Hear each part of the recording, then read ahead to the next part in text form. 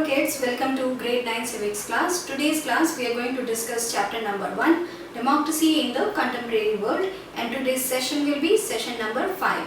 तो आज का जो चैप्टर हम लोग डिस्कस करेंगे वो है democracy in the contemporary world, वो है हमारा चैप्टर नंबर 1 और आज का जो सेशन है वो है session number 5. So let's start with it. So in today's session we will discuss about the phases in the expansion of democracy. तो democracy के जो expansion हुआ उसके कैसे phases आए, how the things changed during the course of changes in democracy. This is all we will discuss in this session. Throughout the 19th century, democracy in France was overthrown and restored several times. तो throughout the 19th century जो था वो France में जो democracy था वो overthrow हुआ and then वो रिस्टोर हुआ. वो ऐसा जो प्रोसेस था वो कई बार हुआ. सो डेमोक्रेसी के लिए पीपल फॉट फॉर इट. जो फ्रेंच रिवॉल्यूशन था हम लोगों ने पढ़ा है अपने हिस्ट्री में फ्रेंच रिवॉल्यूशन का चैप्टर, तो आप लोगों को पता है कि how people fought for democracy. और फ्रांस में ये एक बार नहीं हुआ, उनको several times they have to fight for democracy. और ये सारा जो फाइट फॉर डेमोक्रेसी हुआ वो हुआ 19th सेंचुरी में. Yet the French Revolution inspired many struggles for democracy all over Europe. तो ऐसा नहीं था कि जो फ्रांस में डेमोक्रेसी को बार बार ओवरथ्रो कर दिया जाता था and then they had to fight for it to get the democracy back. तो स्टिल जो उनका एक जो फाइट था, जो रिवोल्यूशन था उनका, वो बहुत इंस्पायरिंग था. वो उसको बहुत सारे जो कंट्रीज ने इंस्पायर किया ऑल ओवर यूरोप में, बिकॉज दे हैव सीन कि how people are struggling and still they are fighting for justice, fighting for the freedom and also fighting for the rights जो उनको होने चाहिए. And also जो एक बहुत बड़ी चीज़ है कि right to vote जो होना चाहिए. तो several times उनको overthrow किया गया. फिर भी जो फ्रेंच के जो revolution है, जो fight है उनकी democracy के लिए, वो inspiring रही all over यूरोप के लिए. In Britain, the progress towards democracy started much before the French Revolution, but the progress was very slow.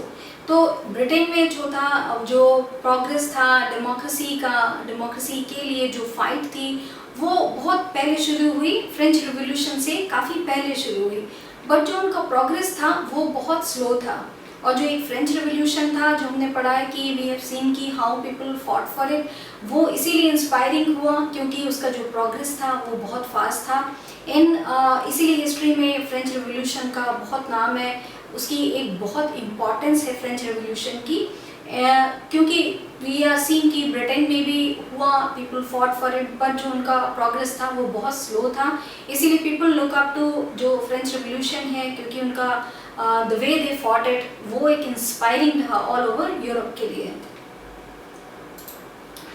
Through the 18th and the 19th centuries, series of political events reduced the power of monarchy and feudal lords. तो through the जो 18 and 19th century है, series of जो political events हुए वो किस लिए हुए कि वो power of monarchy जो था, जो एक व्यक्ति का जो एक निरंकुश शासन होता है उसको हटाने के लिए और उसको ओवरथ्रो करने के लिए, डेमोक्रेसी को वापस लाने के लिए ये जो सारी पॉलिटिकल इवेंट्स हुई वो इसीलिए हुई कि people wanted the democracy. The right to vote was granted to more and more people. तो ज़्यादा से ज़्यादा लोगों को जो राइट टू वोट है, और right to vote why people fought for it. तो आपको क्या लगता है बच्चों कि लोग क्यों फाइट करते हैं राइट टू वोट के लिए? यस, वो इसलिए फाइट करते हैं क्योंकि जब आपके पास राइट टू वोट होगा then you have a big power कि you can choose your own leader. तो जो लीडर भी चूज़ होगा वो एक जो व्यक्ति होगा वो आपके बीच से ही जाएगा एंड हु कैन अंडरस्टैंड आपकी जो डिमांड्स हैं, जो आपकी ग्रीवांसेस हैं वो समझेगा और वो आपको एक साथ लेके चल के वो जो एक राज्य होगा वो करेगा. नॉट लाइक कि जो मिलिट्री रूल्स में होता है कि they will torture you if you even want something different from what they want. So this is why people want the right to vote and eventually they want the democracy. Around the same time as the French Revolution, the British colonies in North America declared themselves independent in 1776. So around the same time जब ये French revolution हुआ, उसी time जो British colonies थी north America ने, उन्होंने अपने आप को इंडिपेंडेंट डिक्लेयर किया 1776 में. सो जो कॉलोनीज थी उन्होंने अपने लिए फाइट किया इंडिपेंडेंट होने के लिए, एंड उन्होंने अपने आप को डिक्लेयर किया independent. In the next few years, these colonies came together to form the United States of America. और कुछ सालों बाद क्या हुआ कि ये जो कॉलोनीज थी सारी जो इंडिपेंडेंट हुई, they came together and what they formed, उन्होंने फॉर्म किया United States of America. In the 19th century, struggles for democracy often centered around political equality, freedom and justice. तो जो 19th सेंचुरी में struggle थी democracy के लिए, वो किस लिए, किसके अराउंड वो जो थी एक स्ट्रगल घूम रही थी, वो थी पॉलिटिकल इक्वालिटी के लिए, फ्रीडम के लिए और जस्टिस के लिए. फ्रीडम होनी चाहिए, फ्रीडम ऑफ स्पीच हो, फ्रीडम ऑफ एक्सप्रेशन हो, जस्टिस हो कि सबके लिए जो एक जस्टिस हो वो बराबर हो, कोई भी अनजस्टिफाइड लोगों को नहीं निकाला जाए किसी जॉब से, या फिर अनजस्टिफाइड वे में उनके साथ किसी भी तरीके का बिहेव ना हो. ये जो फाइट थी डेमोक्रेसी की, वो इन सारी चीज़ों के अराउंड ही घूम रही थी. One major demand was the right for every adult citizen to vote. तो एक जो मेजर जो एक डिमांड थी वो क्या थी, वो थी right for every adult citizen to vote. जो सारे जो एडल्ट सिटीजन हैं, हर एक एडल्ट सिटीजन को राइट टू वोट होना चाहिए, और ये हर एक एडल्ट सिटीजन को होना चाहिए, ना कि बेस्ड ऑन उनमें डिफरेंसेस किए जाएं कि what social status you belong, how much money you have, how much tax you paying, और विच जेंडर डू यू बिलोंग. तो हम लोगों ने ये सब फ्रेंच रेवोल्यूशन में देखा है बच्चों, हिस्ट्री में, कि किस तरीके से वुमेन को राइट टू वोट नहीं था, और हाउ मच टैक्स यू पे उस पर बेस था कि आप राइट टू वोट आपको मिलेगा या नहीं मिलेगा. तो ऐसा नहीं होना चाहिए. ये जो एक फ्रीडम के लिए जो एक फाइट हो रही थी डेमोक्रेसी के लिए, उसमें जो एक मेजर डिमांड ये थी कि राइट जो मिलना चाहिए वोटिंग का, वो हर एडल्ट सिटीजन को मिलना चाहिए. In the United States of America, the blacks all over the country could not exercise the right to vote till 1965. तो यूनाइटेड स्टेट्स ऑफ अमेरिका में राइट टू वोट नहीं था ब्लैक लोगों को. कब तक नहीं था? वो 1965 को. तो तब तक जो राइट टू वोट था वो केवल वाइट लोगों को था, और जो एक डिफरेंस था वो किया जाता था, किस पे बेस्ड था यहाँ पे डिफरेंस? यहाँ पे डिफरेंस था बेस्ड ऑफ कलर. तो अगर आप ब्लैक हैं तो आपको राइट टू वोट नहीं है, अगर आप वाइट हैं तो आपको राइट टू वोट है. तो इस तरीके से भी जो एक डिफरेंस है वो किया जाता था. हम लोगों ने फ्रेंच रेवोल्यूशन में पढ़ा कि जो डिफरेंस था वो किया जा रहा था किस पे? यस, वो किया जा रहा था based on gender, how much money you have, how much tax you पे, विच सोशल जो एक डिवीजन है उसमें आप बिलोंग करते हैं. पर यहाँ पे हम देख रहे हैं कि क्या था, यहाँ पे जो एक डिफरेंस किया जा रहा था वो बेस्ड ऑन कलर किया जा रहा था. तो 1965 के बाद फिर जो ब्लैक लोग हैं यूएस में, उनको भी राइट टू वोट मिला. Those struggling for democracy wanted this right granted universally to all adults. तो जो ये लोग डिमांड कर रहे थे डेमोक्रेसी की, वो जो ये चाहते थे कि राइट टू वोट हो वो यूनिवर्सली सबको मिले, men or women, rich or poor, white or black. This is called universal adult franchising और universal suffrage.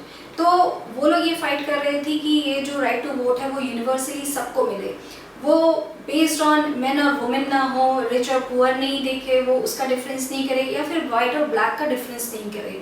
तो ये जो सारे डिफरेंसेस हैं जिस पे बेस्ड उनको वोटिंग राइट्स नहीं दिए जाते हैं, तो ये सब सारे ख़त्म होने चाहिए. And anybody who is adult, उनको सबको वोटिंग राइट मिलना चाहिए. तो इसको क्या बोलते हैं? इसको बोलते हैं यूनिवर्सल एडल्ट फ्रेंचाइजी और यूनिवर्सल सफरेज.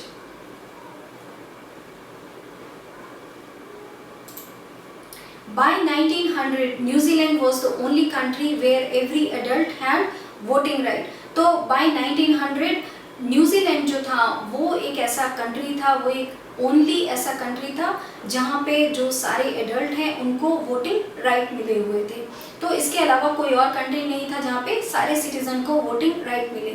तो इससे न्यूजीलैंड ने जो एक एग्जाम्पल है वो बहुत अच्छा सेट किया for other countries to follow, कि जिससे सारे लोगों को भी वोटिंग राइट्स मिले अदर कंट्रीज में भी। Early democracies were established in Europe, North America and Latin America. जो अर्ली डेमोक्रेसीज थी वो कहाँ पे एस्टैब्लिश हुई? वो हुई यूरोप में, नॉर्थ अमेरिका में और लैटिन अमेरिका में।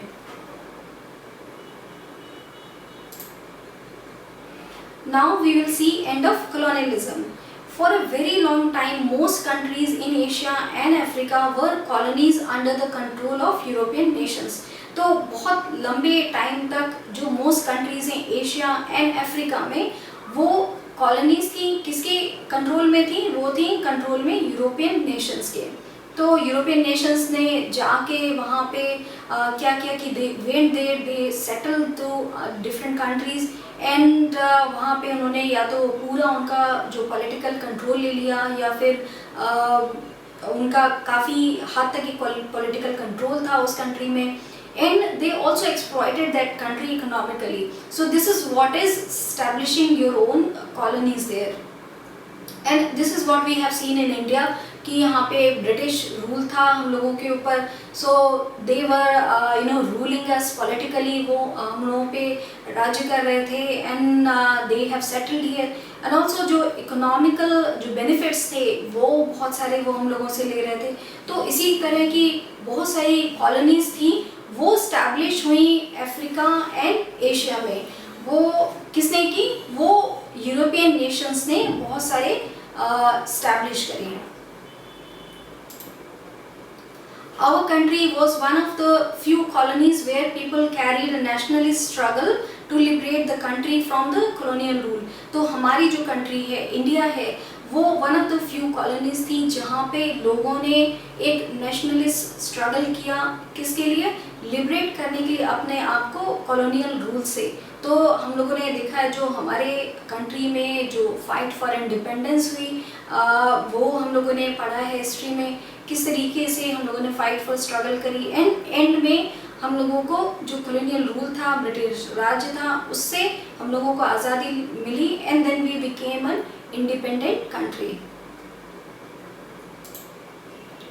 Many of these countries became democracies immediately after the end of the Second World War in 1945. तो बहुत सारी जो countries थी वो democracies बनी immediately जो सेकेंड वर्ल्ड वॉर है उसके बाद 1945 के बाद बहुत सारी जो कंट्रीज हैं वो डेमोक्रेसी बनी। जैसे इंडिया को डेमोक्रेसी मिली। India achieved independence in 1947 and embarked on its journey to transform itself from a subject country to a democracy. तो इंडिया ने इंडिपेंडेंस कब अचीव किया? 1947 में। एंड इंडिया एक जर्नी पे निकला, अपने आप को उसने ट्रांसफॉर्म किया फ्रॉम अ सब्जेक्ट कंट्री जो अंडर ब्रिटिश रूल था, उससे एक इंडिया डेमोक्रेसी बना और फिर अपना राज्य किया एक इंडिपेंडेंट कंट्री की तरह। Ghana was among the first countries in Africa to gain independence.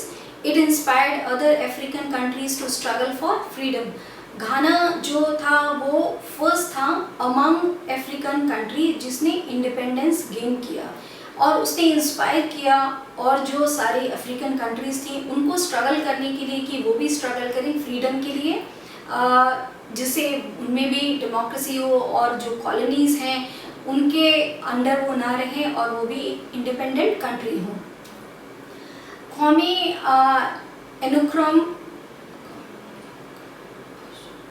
Kwame Nkrumah, son of a goldsmith and himself a teacher, was active in the independence struggle of his country. So Kwame Nkrumah जो थे वो एक goldsmith के सन थे and he was himself a teacher. वो active थे अपनी जो स्ट्रगल उनकी कंट्री ने घाना ने की इंडिपेंडेंस के लिए, वो उसके लिए बहुत उसमें बहुत एक्टिव रहे। So he was one of the main people की जिन्होंने इंडिपेंडेंस के लिए अपनी कंट्री के लिए स्ट्रगल किया। जैसे कि हम लोगों ने अपनी कंट्री की जब फ्रीडम स्ट्रगल देखते हैं तो उसमें हम लोगों ने देखा है कि हम लोगों के यहाँ भगत सिंह थे, सुभाष चंद्र बोस थे, जवाहरलाल नेहरू थे एंड महात्मा गांधी जी थे। उसी तरीके से यहाँ पे कौमी नक्रुमा थे जो अपनी कंट्री के फ्रीडम के लिए उन्होंने स्ट्रगल किया। After independence, Nkrumah became the first prime minister and then the president of Ghana. तो जब इंडिपेंडेंस मिला तो वो अपनी कंट्री के फर्स्ट प्राइम मिनिस्टर बने और फिर वो प्रेसिडेंट ऑफ घाना भी बने। He was a friend of Jawaharlal Nehru and an inspiration for Democrats in Africa. तो वो जवाहरलाल नेहरू के एक फ्रेंड भी थे एंड वो एक इंस्पिरेशन थे जो भी डेमोक्रेट्स हैं उनके लिए एक इंस्पिरेशन बने अफ्रीका के सारे जो डेमोक्रेट्स थे उनके लिए, बिकॉज जो उन्होंने जो इंडिपेंडेंस था उसमें उन्होंने बहुत बड़ा पार्ट निभाया and that's how he became the prime minister of Ghana. So what did we learn in this session? So we have seen कि democracy के कैसे phases हुए, कैसे expand हुआ, how जो colonies थी उन्होंने कैसे अपने आप को independent किया and उन्होंने फिर democracy की। How we have seen कि कैसे घाना became the first African country जिन्होंने independent अपने आप को किया and democracies में कैसे changes आए, how people fought for democracy and the major जो उनका fight थी वो किसके लिए थी, voting rights के लिए and voting rights also for universally for all the adults। तो ये इस सब के लिए लोगों ने fight किया and this is how we have seen कि फ्रांस की जो in the beginning we saw कि how फ्रांस की जो डेमोक्रेसी है वो बार बार ओवरथ्रो हुई but still it became an inspiration for the European other countries because जो उनकी फाइट थी वो इतनी ज़्यादा बार बार उन्होंने की and the way they fought it that was an inspiration for all the other European countries. So this is all for this session. Thank you.